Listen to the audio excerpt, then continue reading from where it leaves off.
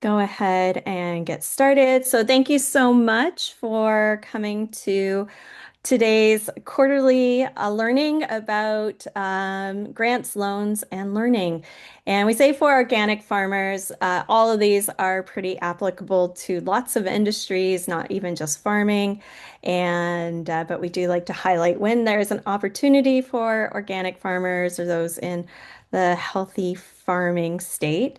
A little bit about me. I'm Dr. Erica Shelley. I'm the executive director here at Ontario Organic, formerly known as the Organic Council of Ontario. We've just done a new name change, so hopefully you've noticed that coming through in your emails and so forth.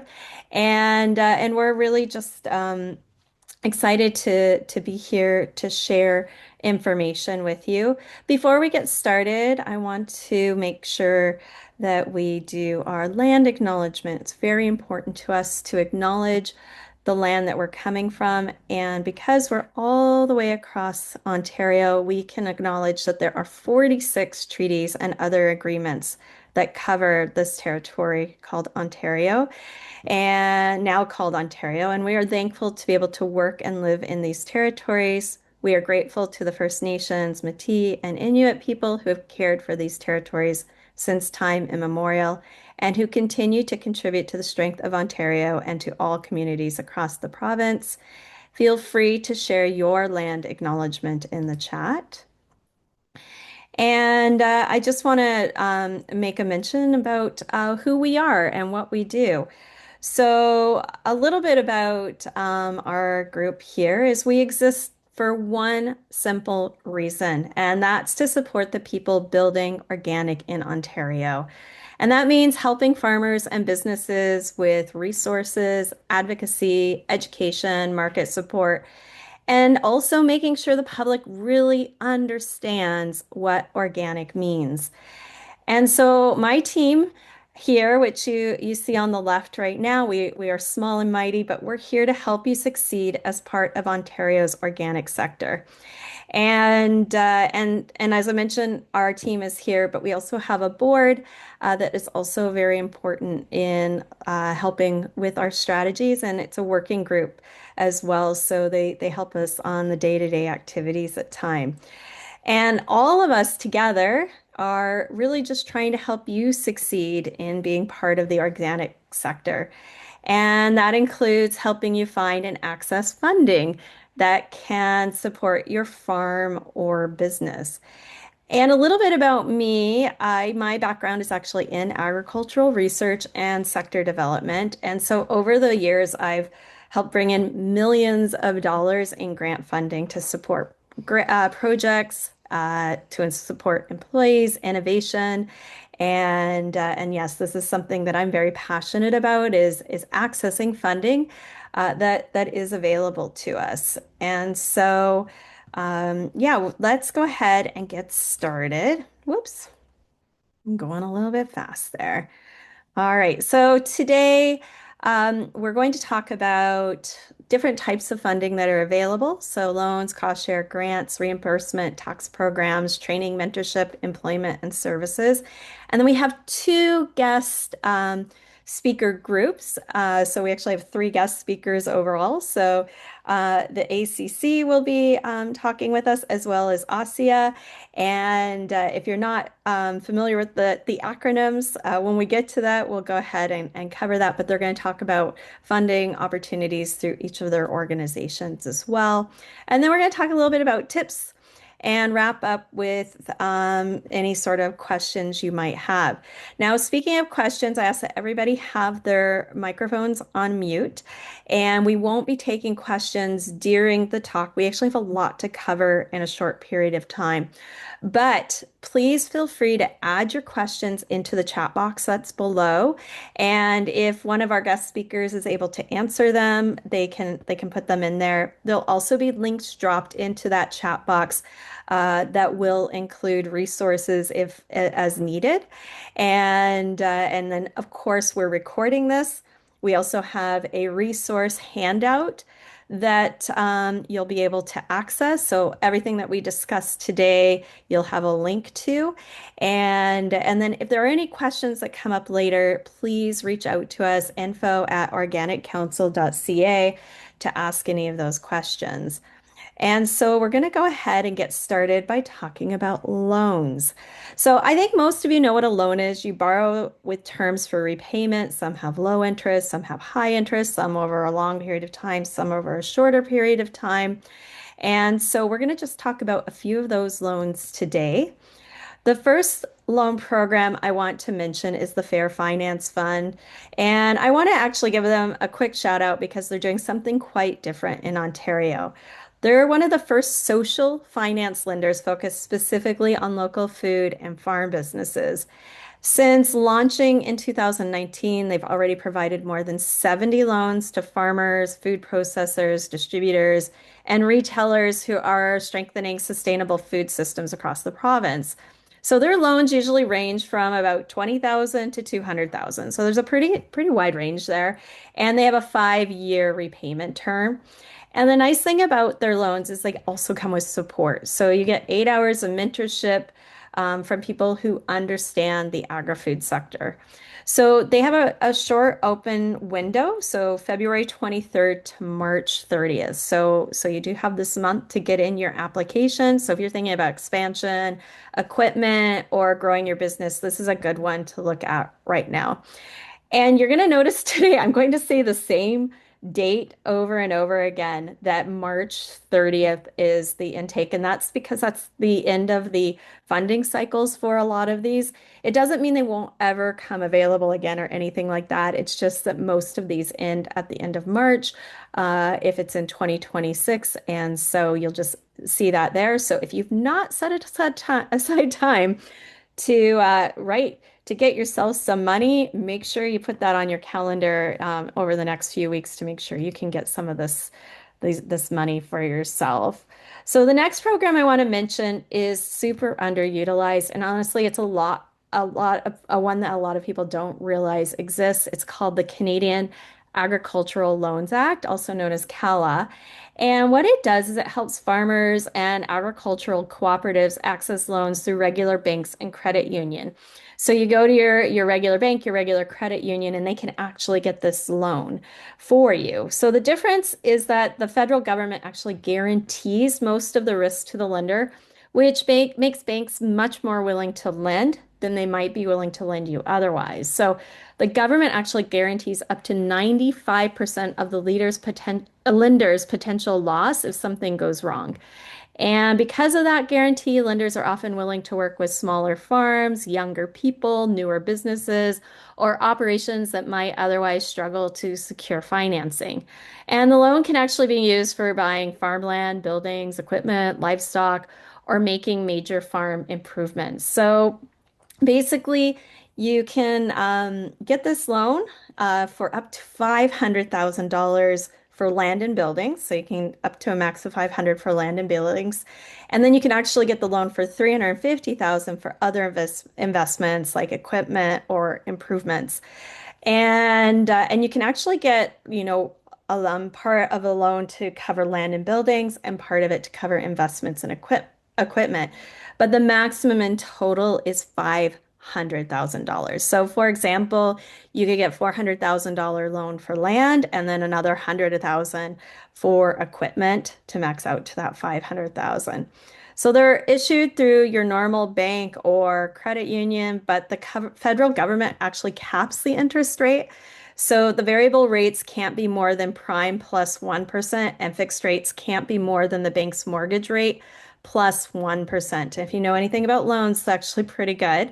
So it makes it a fairly competitive farm loan. The key takeaway with the Cala loans is that it's not free money. It's still a loan, but it is designed specifically to help farmers get financing when a traditional loan might be difficult. Now, switching gears a bit, there's also a loan specifically designed to help businesses deal with trade disruptions. especially like we know lately when tariffs are having an impact or market changes impact exports. And so one example is that Farm Credit Canada Trade Disruption Customer Support Program, and that's coming out from that Farm Credit Canada lender. And this program is designed to help agriculture and food businesses manage short-term cash flow challenges when trade issues disrupt markets. And they can also offer additional credit lines or term loans for up to 500,000 to help stabilize cash flow while a business is adjusting to market changes. If you're already a member of Farm Credit Canada, there's also options like deferring principal payments on current loans for up to 12 months, which can give businesses some breathing room during difficult periods. And the important requirement is that you must have been a financially viable business before the trade disruption occurred. So this one is actually available until March 5th, 2027. So you have a little bit more time to get into that one. And it's not a growth loan, it's really designed to support during market shocks and trade disruptions. All right, our next one is if you're not familiar and you're just kind of getting into business, you'll hear the same name over and over again, which is FedDev. So our federal development is a Canada-wide, nationwide program, but then they have provincial programs. And so FedDev Ontario, it helps businesses, established businesses in Southern Ontario grow and become more competitive. There's also, I want to mention, even though we are pointing out the Southern Ontario, there's often specific things for Northern Ontario as well. And other parts, just this one we're focusing on is Southern Ontario because there's a lot of people coming in from Southern Ontario. And this is a interest-free repayable funding ranging from about 125,000 up to $10 million. But it covers about 50% of the cost of a major growth project. And so you have to be able to fund the rest yourselves. So you need to be an established business. You need to have 5 to 499 employees, so in that SME range, and operating for at least 3 years.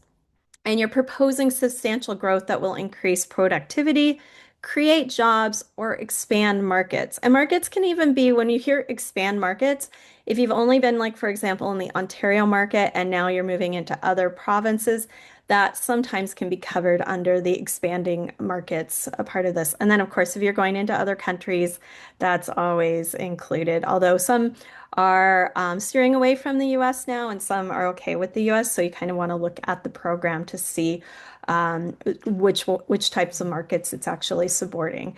So they do tend to fund certain types of businesses more strongly. It doesn't mean that you can't get it, but if you are Indigenous owned, if you support underrepresented groups, if you're working on regional economic development or new technologies that improve productivity and environmental performance, you might have a stronger application going into this particular grant.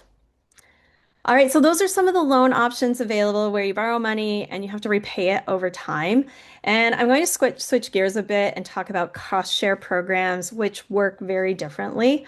So basically, in a cost share program, it means that the government or the funding program will pay a portion of the project cost and you cover the rest. And they require that you cover the rest. You can't be like, oh, well, I'm only going to cover part of it. It's always a split. So for example, if a program covers 50% of a project and you buy a piece of equipment or complete a project that costs 20,000, the program may reimburse you $10,000 and then you cover the remaining $10,000. And sometimes you can cover that with other grants, loans, etc. It doesn't have to be out of your pocket per se, but you do have to cover it with some other type of funding.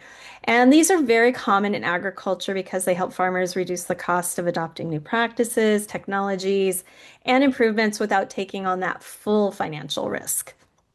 All right, so the first one, this is obviously very specific, but the one I want to highlight first is for poultry and egg producers. It's called the Poultry and Egg On-Farm Investment Program, and it was created by the federal government to help supply manage poultry and egg producers adapt to the market changes that we're starting to see caused by international trade agreements. particularly the increased imports that affect Canadian supply managed sectors. And so this program provides its non-repayable funding. So it is grant money, it's not a loan, but it's a cost share. So they will cover 70% of the eligible project costs while the farmer covers at least 30%. If you're younger, the cost share can go up even higher, up to 85% of project costs. And you'll notice that there's often, like, if you're younger, added to this, really, we do need to get more young people into farming. And so having cost share or grants or or loans that are allowing for younger people to come into farming is a big deal or help them financially as they get started. So they do funding supports on several areas, including increased efficiency and productivity, improving food safety and biosecurity, improving environmental sustainability. And this is the biggie, responding to consumer preferences. And that's really quite broad, but it includes things like animal welfare improvements and new housing systems. And so, something that producers don't realize is that this program can support the transition of poultry operations to organic production. So, if you are going to be doing a transition into organic production, this is the place to get that money.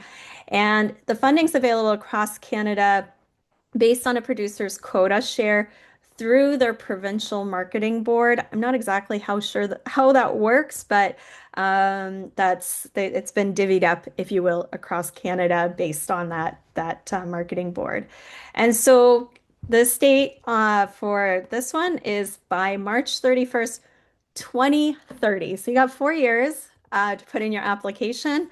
And yeah, that's nice. Have a little bit extra time for that. But for poultry and egg producers considering barn upgrades, equipment improvements, biosecurity upgrades, or transitioning toward organic production, this program can cover a significant portion of those investments.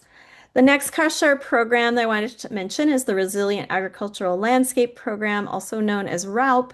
And RALP is supports farmers in enhancing soil health, sequestering carbon, and increasing land resilience to climate change. And it compensates farmers on a per acre basis. So if you're looking at putting in natural grassland, for example, you get $1,000 per acre to improve existing grasslands. If you're doing diverse, you actually get $3,000 per acre. Perennial biomass crops, 500 to 1,000 per acre for crops like switchgrass and perennial warm season pastures. Reduced tillage practices, compensation about $30 to $50 per acre. And then if you're looking at longer standing landscape features, tree and shrub planting, 100,000 or not 100,000, 1,000 to 3,000 per acre. Water retention features, like if you're putting in ponds, water holding structures, that can actually be about 6,000 to 10,000 per acre. If you're creating wetland or restoring wetland, 15,000 to 25,000 per acre. So that's coming through Aussie, and I'm just probably going to talk about that a little bit more when we get to that to answer any questions, but just a little bit of an introduction for that one. Another federal program to be aware of is the Canadian Agricultural Strategic Priorities Program, and this is designed to help agriculture and agri-food sector tackles emerging challenges, test solutions, and develop new opportunities for the industry.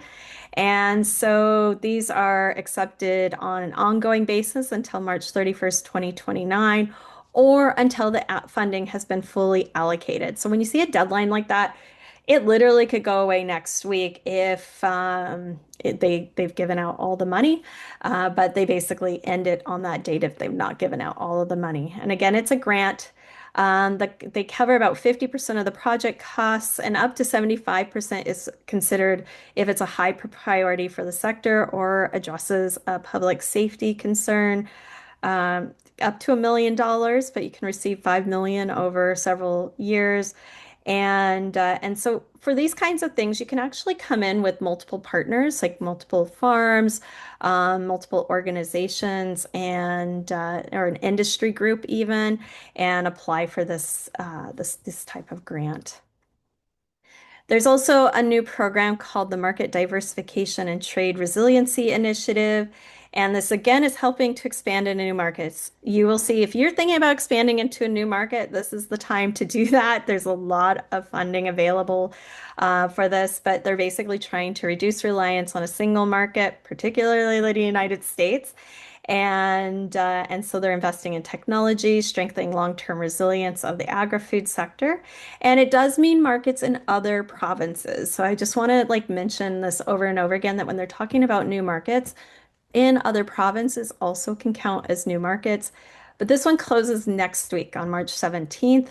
And so if you're interested in this one, take a look. There's basically three main funding streams. One is market development planning. And that's like really easy. If you're just looking into the market, you can get some funding on doing that research. Implementing the market development activities, so moving into those markets, that's the second stream. And the third stream is the purchase of equipment or technology that helps those businesses diverse their markets or improve competitiveness.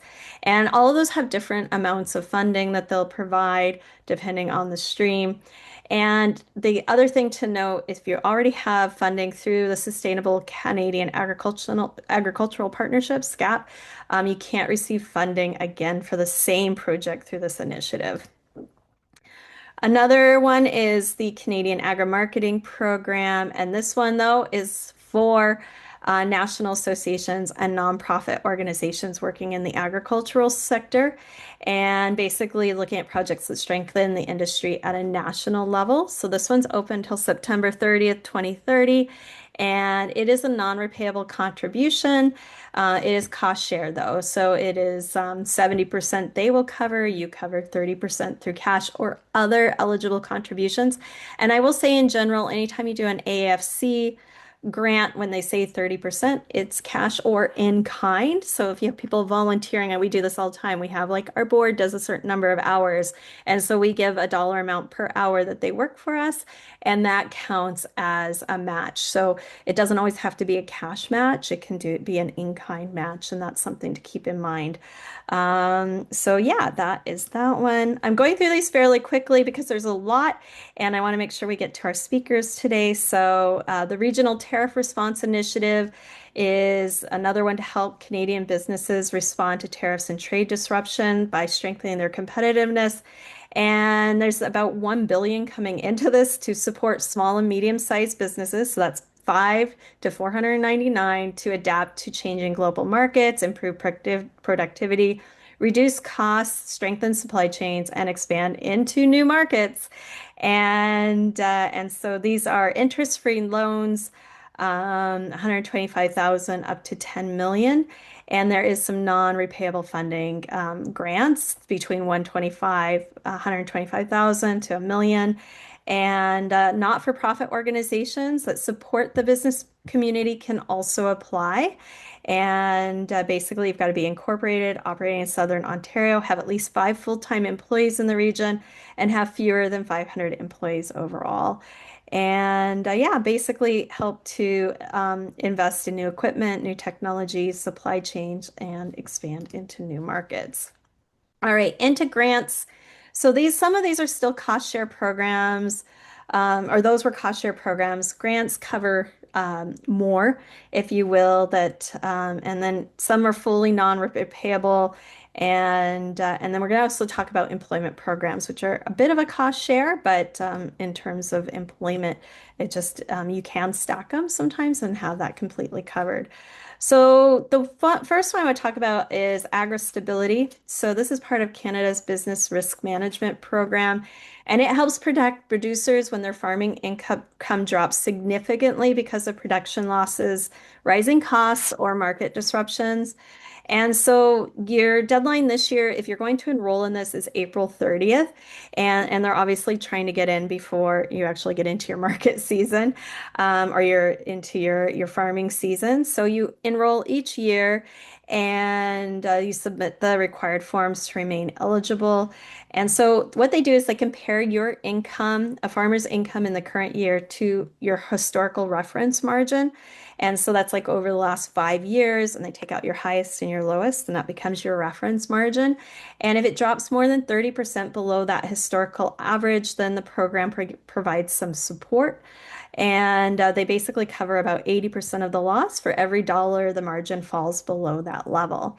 It does require an annual fee, so it costs about $315 for every $100,000 of your reference margin, plus a $55 administration fee. So many farms end up paying a few $100s per year to participate, and it's designed to stabilize farm income during difficult years and give producers some protection from major financial shocks. The next type of programs I want to mention are the reimbursement and tax incentive programs. So CODA, the Canadian Organic Trade Association, has a smaller but practical funding opportunity offered to Canadian organic businesses to explore export opportunities by reducing the cost of sending product samples to international buyers. So basically, through this fund, exporters can receive a grant that covers up to 50% of the shipping costs for sending samples of their organic products to potential buyers outside of Canada. So you fill out an application form, that sales opportunity, and then you submit a copy of the paid shipping invoice showing that samples were sent to an international buyer. Basically, this started April 1st last year, and shipments that go until the end of this month, March 31st. You can submit all of your receipts since April 1st to through this month, and they'll actually do a reimbursement for you. So this is helpful because it basically lowers that barrier for businesses to test international markets and allows you to, have those relationships start to build as well. The next program is a little different from the others we've discussed. This is the Conservation Land Tax Incentive Program. And instead of providing a grant or loan, it provides a property tax exemption for certain natural areas on private land. So it recognizes that farmers and landowners who are protecting important natural features such as wetlands, forests, and other significant ecological areas. And in organic, that's often the case is that those lands are being protected on those farms. So if a portion of your property qualifies, that land can actually receive 100% exemption from property tax. And it does have to be identified as an eligible natural heritage feature, and it must be at least half an acre in size. And the landowner has to be committed to protecting that area and allowing the province to inspect the property if needed. But it is a nice little tax incentive program. The second tax incentive program I want to talk about, it's a tax credit program, is the Community Food Program Donation Tax Credit. And in Ontario, if a farmer donates agricultural products they have produced, things like vegetables, fruit, meat, and other farm products to an eligible community food program, they can claim a 25% tax credit on the fair market value of that donation. So community food programs include organizations such as food banks, meal programs, and other registered charities that distribute food to people in need. So for example, if a farmer donates 4,000 worth of produce, you may be able to claim a $1,000 provincial tax credit. And to claim the credit, it's important to receive and keep a receipt from the organization receiving the donation, showing the value of the donated product. So make sure you put in what your fair value is for that product. And if the donation is made as part of a group effort, because there are a number of groups that are getting together and collecting that food from different places, you need to make sure the receipt shows your portion that has been donated. So one example we talked about at the Guelph Organic Conference this year at our banquet was that Finnings is working with Second Harvest, and Finnings donates um, to Second Harvest, which then distributes that food. But the neat thing is that Second Harvest then brings back anything they haven't used back to Finnings that they can put back into their compost, and then it gets put right into the ground. So literally nothing in terms of food is wasted. It's either going to people or it's going back into the soil, which is great. So feeds people first, and yeah, really important. So programs like this help support communities while also helping offset some of the costs of farmers that are donating food. All right, so the next program relates to dairy producers and international trade agreements. I know it's a big switch, but we're looking at Canadian has a dairy supply management system, but there is a small additional percentage of foreign dairy products that have been allowed into the Canadian market. And because that slightly reduces the share of domestic market available to Canadian producers, the federal government created compensation programs for dairy farmers. And so one of those programs provides direct payments to dairy producers based on their milk quota holdings. And these payments are delivered annually through the Canadian Dairy Commission and provincial milk boards. So you don't have to apply for a specific project, but you must register to receive your payments. And no, organic dairy farms also receive these payments because the compensation is based on milk quota and not the production method. So if you're an organic dairy farmer, this is available to you and you might already be aware of it, but we wanted to share it in case you haven't. So this is just one of those very specific things if you're into dairy. Okay, next I want to move over into employment subsidies, specifically programs that help farms, businesses, and organizations hire youth and having that funding covered. So one of the organizations that offers these programs is Eco Canada, and it's basically building Canadian environmental workforce. So they have a lot of different types of funding available. They have for full-time employees, Science Horizons youth internships and youth and natural resources, and they also have co-op programs that people working 20 hours a week, but also attending school can receive some payments. And so you can receive between 50 and 80% of wages and often up to $25,000 per placement, depending on that program. It's a great amount of money and a really, really great program. I've been using it for years and years. The person does need to be between 15 and 30. So they do have this age requirement, that's youth. And they need to be looking at soil health and regenerative agriculture, environmental monitoring, climate and sustainability work, research and data collection, communication, education. So right now, Eco Canada is between funding cycles because they end in March and then they actually never know how much money they're going to get, but they always get the money, but it says we are not accepting applications, and then all of a sudden it is accepting applications. However, right now, and I don't know if this is still the case today, I didn't go on and look, but they have money left over this year. And so they have said that if you've hired a youth between December 2025, so 4 months ago, and now, and you didn't apply for Eco Canada, you can retroactively apply for it for those youth and get that covered. And that's a really unique thing. So they'll just reimburse you what you've paid those people up to this point, and as they close out their funding year. And I've been doing this for a lot of years, haven't seen that come up in the past, so it definitely was underutilized this last year. But there will be a short gap, and then they'll be doing summer, fall, and winter applications. Those will be coming up. They just kind of come up close to like a few months before the date of that.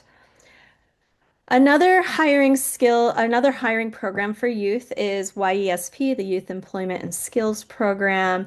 And this program helps farms, business organization hire young people similar to Eco Canada. And this is a 50% grant, so it covers up to $14,000 in wages. And you might actually get an extra $5,000 if you have a youth who needs to relocate for the job or who face barriers to employment. So sometimes those barriers are, where they're located or if they have special considerations. So the applications for this just opened up. And usually what happens with YESP is they open up the applications and then like a week later, they're filled because they've had so many people apply. But this year they've changed some of the requirements that are probably going to slow it down. So this year, the application now needs to be submitted with the name of the individual youth being hired. So you've already got to have that connection. And you can, in the past, if you got a YESP grant for an employee, you weren't able to ever get it again. So you would get it for that person once, and then that was it. But now, if you've had a gap and you rehire that same youth, you can actually get that grant for them again. Or if they're from an underrepresented group, they can be hired more quickly. So you can take a look at what those are. So the nice thing about this is that it can actually be stacked with other programs so that you can actually combine a lot of these to get full support for any employees that are under 30. And yeah, really, really great program as well. Another program under the Sustainable Canadian Agriculture Partnership that I talked about earlier is looking at support from a different angle. So if you are experiencing financial challenges, you can apply for funding and get up to 5,650 to work with a financial advisor. So that's a really nice one. There's a lot of training, mentorship, and employment services. I'm not going to go through these. These are going to be listed on um, that that list that's being shared. And Sammy can drop it in here, and it will all be also be in the chat, but it'll also be shared out on an email afterwards. Farmers for Climate Solutions does some amazing mentorship, so you can reach out to them. The National Farmer Wellness Network does crisis support. First Nations Agriculture and Finance Ontario does a lot of work in terms of financing and workshops and advisory services. Growing Your Farm Profits tool from the Canadian Agricultural Partnership helps you figure out sort of where you're going. Farmpreneurs is workshops that are available, and then we also have farm debt mediation services through the Government of Canada. And I'm just going to now move on to our speakers. So we have Milena. Oh, Milena, I was going to ask you your name and you hopped off. So how do I pronounce your last name, Milena? It's very French, but de Rougir works out. Okay, all right, I will leave it at that. She's a marketing and communications specialist at Agricultural Credit Corporation, and she's been with ACC for several years, where she focuses on connecting farmers with financial programs and resources that help support and grow their businesses. Milena holds a Bachelor of Science in Mass Communications and Public Relations from Campbellville University in Kentucky. And then I'm going to say our second person, Danielle Doel, serves as the Director of Lending at ACC, where she leads both the lending service and customer service departments, responsible for the majority of the organization's annual application processing. And she's advanced through several roles since 2020, understanding the landscape. And she also has experience overseeing the company-wide training as training manager, that she's delivered a lot of training programs to support much of the staff. So welcome to both of you. I'm going to um, stop my share here and then turn it over to you. Thanks, Erica. No problem. Thank you. Can you guys see? Yep. Perfect. So thank you so much, Erica and Sammy. Thank you, Ontario Organics, for having us. As mentioned, my name is Melina de Rougir, and I will be talking about some of the operating finance programs that we offer with ACC. I'm joined by my colleague Danielle, who will be able to answer all your questions at the end. So we'll talk a bit quickly about who we are, ACC, some of the programs we offer, the APP and the CLP, the eligible products, some savings that you can expect to make, additional information, and how you can apply. So who we are, we were created in 1992 by different board in Ontario. We're really here, we're a nonprofit organization. We're here to help producers by giving them cash advance programs. So you're really able to base your sales decision when the market is optimal rather than like needing short-term cash flow. Some of the member organizations that we deal with, we have the Canadian Nursery Landscape Association, we have the Grain Farmers on Ontario, a bit of everything across mainly Ontario, BC, and some federal members too. And they're really here to help us to know what's going on in the market, how we can help and support, and where we need to push for producers to know about these programs. So the first program is called the Advanced Payments Program. It's a federal program from AAFC. You could borrow up to $1 million, and the terms and repayments are up to 18 months, and that depend on the commodity. The first $100,000 is interest free, so that's free money. And the rest is usually at prime rate 5.5 percent currently. So as you can see, it says a minimum of 100K free because around March, end of March, April, the government usually comes out and announce another portion of interest-free money. So the last 2 years, it was about 250,000. So we're waiting around the end of the month to know what's gonna be the amount this year. But for now, it's 100K interest-free. The advance rate is 50% of the expected market value of the product. So for insurance and security, to be able to participate in the APP in Ontario and BC, Erica mentioned it earlier, agri-stability. So that's one of the crop insurance that you could get through AgriCorp. So you could get product insurance or agri-stability in order to be eligible for the program. And when it comes to security, we usually take the security on the production under the program. If there's already another lender that has that security and there's a general security agreement signed, we request a priority agreement. So the APP is the first position for the security. You could also take the inventory as security depending on the commodity. And that's not from us, that's really from the government of Canada for you to be able to participate in the APP. So some of the programs at Glance, as mentioned, we have the APP, borrow up to $1 million. First 100,000 is interest free. The balance is at prime rate 4.45, 50% of expected market value for the advance rate, up to 18 months for terms and repayments, and that's a federal program. We also have the CLP where you could borrow up to $750,000. There's no interest-free portion, but it's still at prime rate at 4.45 currently.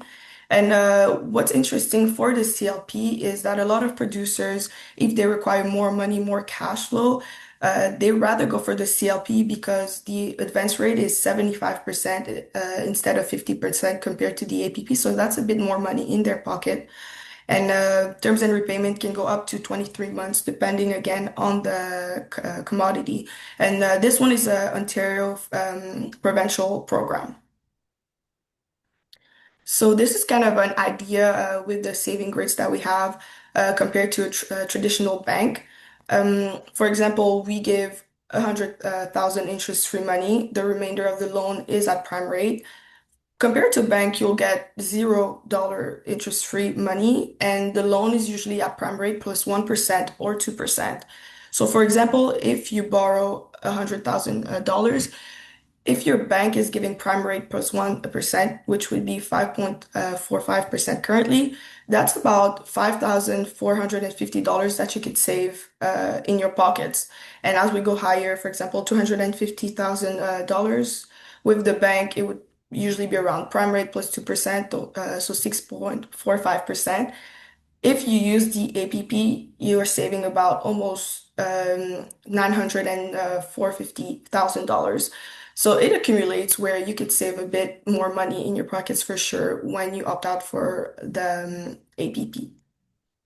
So some of the products that we have more than 4,500 products. We cover a lot of the major sectors, grain, oilseed crops, horticultural field crops, livestock, greenhouse vegetables, greenhouse cut flowers and potted plants, nursery, Christmas trees, forage, biomass, maple syrup, honey, hemp, tobacco, and ginseng.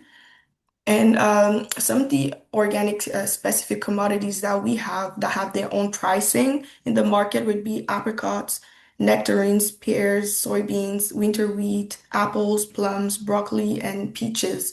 I'm not sure, Danielle, if you had anything else to add when it comes to the organic list of commodities.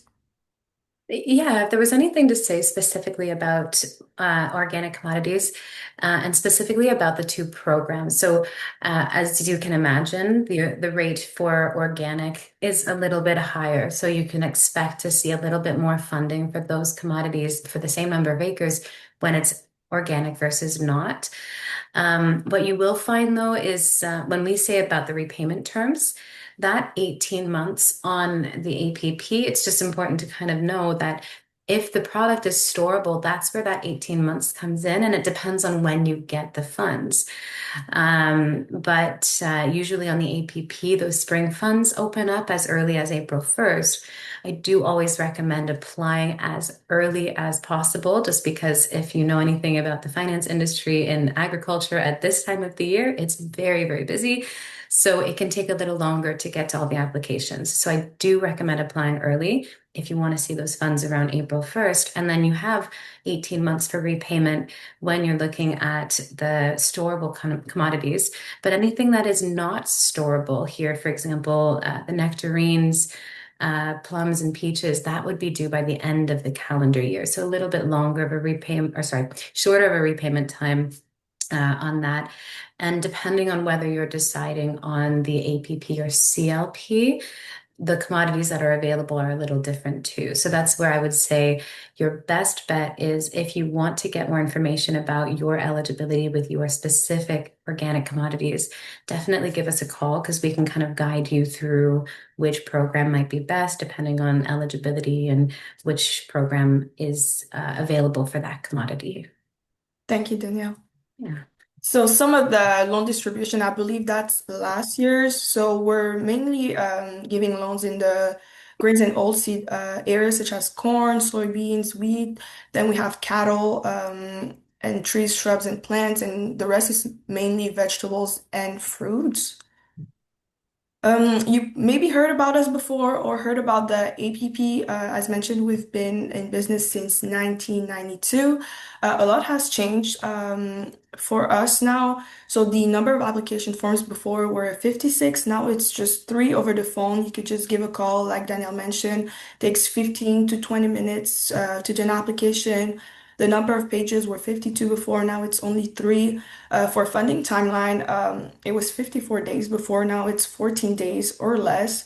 We have online statements, we have online payments like you would pay any bills or utilities. We invested almost $5 million dollars in a full system without manual processes now. And we have also great an excellent customer service. Those reps are really here to help you out. Like Danielle mentioned, give a call. They will help you with your specific commodity and repayment terms, etc. So some of the fine print, we have an application fee of $1,000, which is payable on the last payment, and that $1,000 doesn't come out of your pocket. It's really if you borrow $100,000, then you will be getting $99,000, and that comes out from the last payment that you get. No upfront costs, no hidden fees. The information that we need for new applicants are usually proof of Canadian citizenship, some of their last year's financial documents, corporate documents if applicable, and your insurance documents. You could also connect with us on social media. Feel free to follow us on any platform. It's usually Agricultural Credit Corporation or Ag Credit Corp. And we keep you up to date with what's going on, such as the prime rate and if it's going up or down. And how to apply, you could give us a call at 1-888-278-8807. You can also send an email at advance@agcreditcorp.ca. And for more information, you can visit our website, www.agcreditcorp.ca. The applications for 2026 are now open.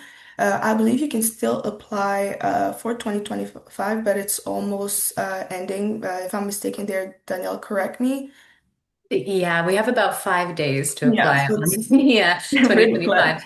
Yeah, And yeah. But at this point, even if you put in your application anything that would go on the 2025, it would make sense to even just put it on the 2026 at this point. So yeah, applications are open. If you have any other questions, feel free to give me a call at the same number. My extension is 299, or send me an email if that's easier. I'm Dorogier at creditcorp.ca. And yeah, thank you so much. And that's about it for us. Thank you. Thank you so much, Melena and Danielle, and we'll share your contact information in the follow-up email as well. Um, and yeah, so. A lot of information there. We're going to move on to Kathy Dibble. So Kathy Dibble is a field representative with the Ontario Soil and Crop Improvement Association, having been involved with OSSEA program delivery for over 20 years. So she and her husband run a broiler and cash crop operation just outside of Drumbo in Oxford County. And you want to take it away, Kathy? Great, thank you very much. I will share my presentation.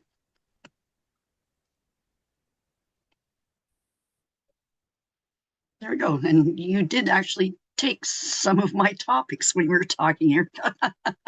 I didn't realize that was in there from last time. And as I was like partway through it, I was like, oh, whoops, didn't mean to do that. I am so sorry. No worries. So yes, we have lots of different opportunities throughout the year, every year. And my page down is not working. Oh, there we go. So the first one that you had mentioned, Erica, is the Resilient Agricultural Landscape Program. We call it RALP. It is still accepting applications currently right now, 7 different project categories. And like you said, this is a per acre, not a per cost incurred program. So, and with this program, if you apply for a project and you sign a land use agreement with Ontario Soil and Crop, whether it's a 2 or 3 or 5 year, 10-year agreement, depending on the project, we will give you 50% of your estimated, not costs, but compensation, I guess you could say, to a maximum of $30,000 at the beginning to help you pay for all the improvements that you wish to choose. And then at the excuse me, at the end of the project, we will fund you the remaining balance. So the maximum right now is per project is $150,000. And we also have the On-Farm Climate Action Fund. This is a federal-only program. So we just had an intake in February for these 3 project categories: nitrogen management, cover cropping, and rotational grazing. The funding was fully allocated in about an hour and a half. We had almost 500 applications come in within that time frame. And so it did go very fast. We do expect another intake in 2027, as this program is set to go until 2028. So there should be more opportunities coming for that. This year, it was 65% funding for producers who had previously received off-cap funding, and 75% for producers who were new to the program. So that was kind of an impetus to get more participation in the program from different producers. And we also have the Farmland Health Checkup. It is now available province-wide. It used to be just for watersheds that drained into the Lake Erie and Lake St. Clair to reduce phosphorus runoff and the algae blooms. It's now been expanded province-wide, where producers sit down with a certified crop advisor. You discuss different areas of your farming practices, whether it's no-till, your use of cover crops, pollinator habitat, all of that sort of stuff. And once you have a Farmland Health Checkup, quite often that will make you eligible for higher rates of funding and higher category caps as well. And this costs you nothing. Ontario Soil and Crop will pay for the certified crop advisor's time for you to sit down and do this with them. So I do strongly encourage everyone to take a look and see what's available there. We do have a list of trained advisors on the Soil and Crop website, so you can look and see who's in your area and is able to do this checkup with you. And we also have the Agricultural Stewardship Initiative, which is part of the Sustainable Canadian Agricultural Partnership funding, which is federal, territorial, and provincial. Not currently accepting applications at this time. We are unsure if there will be an intake this year. If not, there will be one in 2027 again for 11 different practices. And for quite a few of them, if you had a farmland health checkup, it would increase your funding from 30% to 40%. And quite often the category cap would be 30,000 increased to 40,000 if you had that farmland health checkup. So it is definitely worth taking the time to do the farmland health checkup as well. With this program, you do need to have an environmental farm plan in place prior to submitting your application, because you do need to supply your environmental farm plan certificate at the same time as you apply. We also had the Species at Risk Partnership on Agricultural Lands, opened this morning at 9 a.m. and almost fully allocated in 45 minutes. Definitely a smaller budget than our other programs, but it was a very popular one this year. Quite often, a lot of it was for rotational grazing, for delayed haying after July 15th, and for windbreaks. So it was very popular. We do anticipate another program again in 2027, but probably nothing more this year again. So we should have had this meeting about a month ago. So 7 different categories within the SARPAL program. And 50% funding, in-kind contributions were eligible as well. Also entering into a conservation agreement to say that you're going to continue the process for at least 1 to 5 years, depending on the project category. So if you're interested in staying up to date with all of the Ontario Soil and Crop programs that we deliver, you can sign up to our mailing list. The information's right here, and we'll put it in the email that Erica sends out later on. This is strictly program announcements. It's not a lot of other stuff. It's just program information, and you can unsubscribe anytime, but it would be highly valuable to get on that mailing list so you know when we have program opportunities coming up. And we're on Twitter, X, Facebook, Instagram, YouTube, and we have our website as well with all the information on it. And we also deliver the Environmental Farm Plan. It's basically a 2-day workshop or 2 evenings via webinar, or we also have an electronic version online. It's free.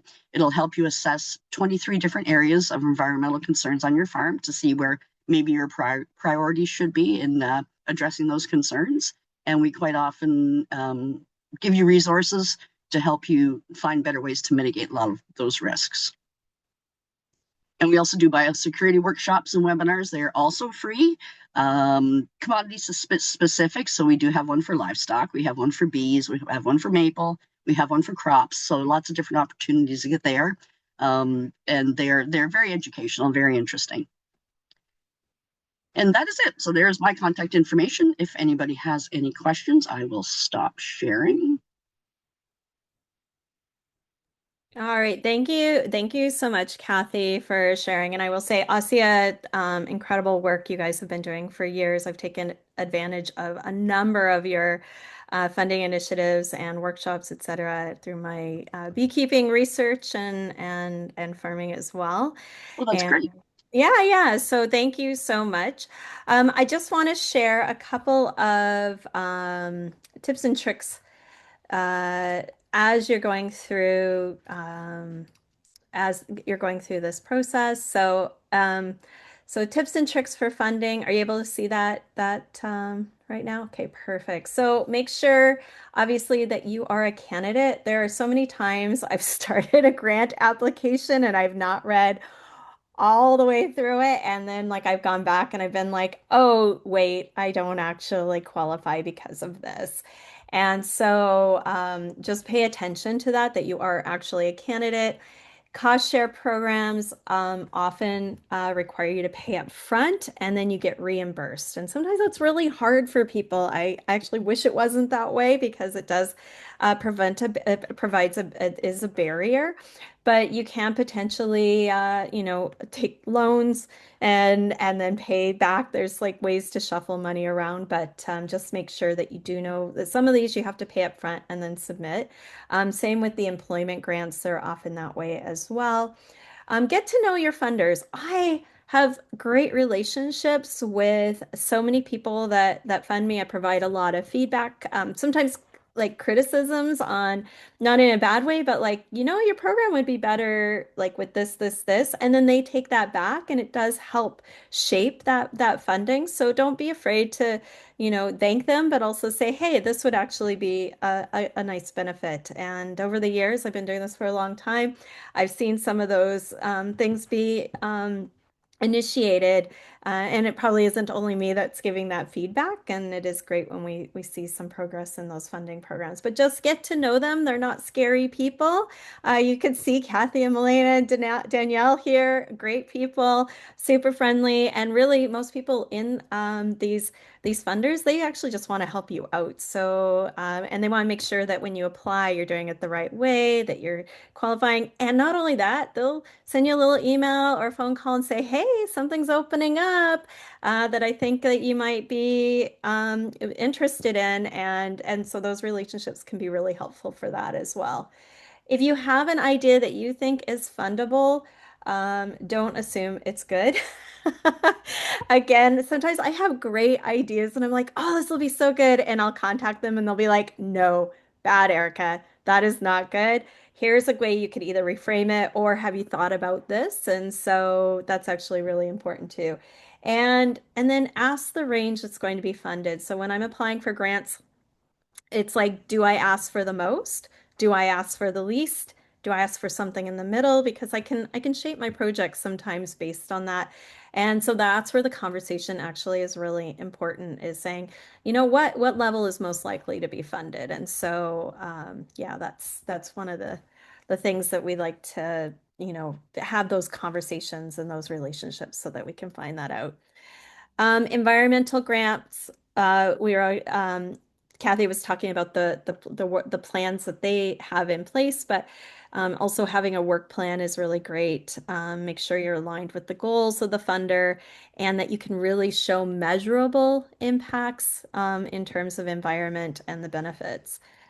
And yeah, feel free to drop in the chat what um, things you have benefited from this year. And I'm going to stop sharing and we can take a couple of questions. We are over time. I was just telling Sammy, I was like, why didn't we do an hour and a half last time we went over too for this conversation? There's just so much information there. Next time it will definitely be officially an hour and a half. But I want to recognize if you need to drop off now for sure. But if you have some questions, we're happy to answer the questions. And hopefully Milena and Danielle um, and Kathy can stick around to answer some of your questions as well. So, and I do notice there's some questions coming through in the chat as well. So, all right. Kathy actually says program guides and field reps are key. So yeah, that's with ASIA as well. So do we have any questions? Feel free to raise your hand or you can drop them in the chat there. Um, so somebody, I don't know who Grace is talking to exactly. Is that ACC? Oh yeah, ACC is answering that. We can definitely provide the resources that we have for you as well, Grace, in your talk question there in the chat. And yeah, any other questions here? All right. Well, if you have any questions, please send them along and we can share them with our guests here today, or if they're anything specifically for us. And I'm going to, oops, go ahead. Erica? Yes. Yeah, I could say as far as, oh gosh, let me just scroll back through this now. Grace was asking about programs and established farms, and her husband's 29, so a younger farmer and a new farm. For Ontario Stone and Crops programs, we do not specify either way. So new farmer, absolutely. 30-year farmer, absolutely, you would be eligible for most of our programs no matter what. Okay, well, there you go. So thanks for sharing that, Kathy. That's great for you to be able to share that. We do have a couple of upcoming webinars we hope that you're able to join for. So we have From Soil to Solution, Farmers and Climate Action. So Farmers for Climate Solutions, April 22nd, we'll be discussing that. And then we actually have a webinar on our Ask AgriWise data portal that will be being released at the end of March here, where you can learn about what we've been doing, how we got to where we are, and what you can actually use that organic data portal for now, and then what we see coming in the future as well. Once again, we say this at the end of every one of our chats, if you haven't been here, is that we are a not-for-profit, totally working for you, those of you in the organic world, and we are funded through memberships. So if you have not bought a membership this year, we would really love it if you would for 2026. And we have a membership for everyone. So we have it if you're a producer, if you're a business, if you are a non-for-profit sector like we are, Or if you just think what we're doing is awesome and you are a consumer, an individual, or a personal supporter, we also have the Organic Advocate membership. And I always feel like if anybody is like older like me, remembers like the little telephone people calling people to raise money, I always feel like I'm putting that out there with this, but it is actually really important to keep our organization going. So if you have it in your budget, we really appreciate that kind of support. But we also appreciate your support just in terms of joining us on all of our events that we're doing as well. We also have our Feet on Farms tour starting up in 2026. And we're going to all sorts of farms and different places across Ontario. And if you want to get some feet on your farms, for us to organize an event at your farm, please reach out to Sammy at organiccouncil.ca, and we can talk about getting some feed on your farms for an event. And really, the best way for people to really have a great appreciation about where their food is coming from, what farming looks like, what organic farming looks like is getting the people out there on your farms. So we really love this initiative. We had so many people out on farms last year, and we'll be doing that again this year. We also have our websites that you can visit. So on organiccouncil.ca, you can find a lot of our resources, but also follow us on YouTube.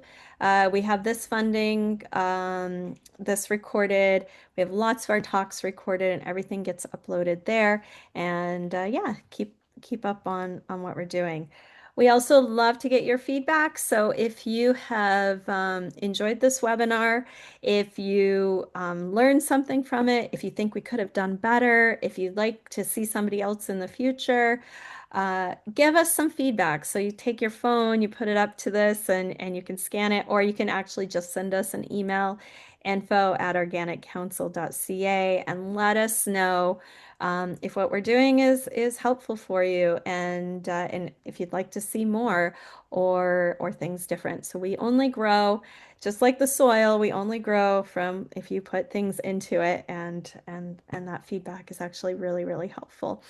The other thing I want to note too is that one of the things we're considering as we go into 2026 is providing more specific help on different funding opportunities where we're able to offer one-on-one support as you are looking at funding opportunities. And if that's something that you're interested in on that feedback poll, or if you send us an email that you are interested in that, we're looking at getting more funding. We'll be applying for funding through all these mechanisms as well to support funding. So funding to support funding so that we can help you navigate through all these applications and figuring out which ones you qualify for and when things are open. So, like Kathy was mentioning, something opened this morning and it was gone.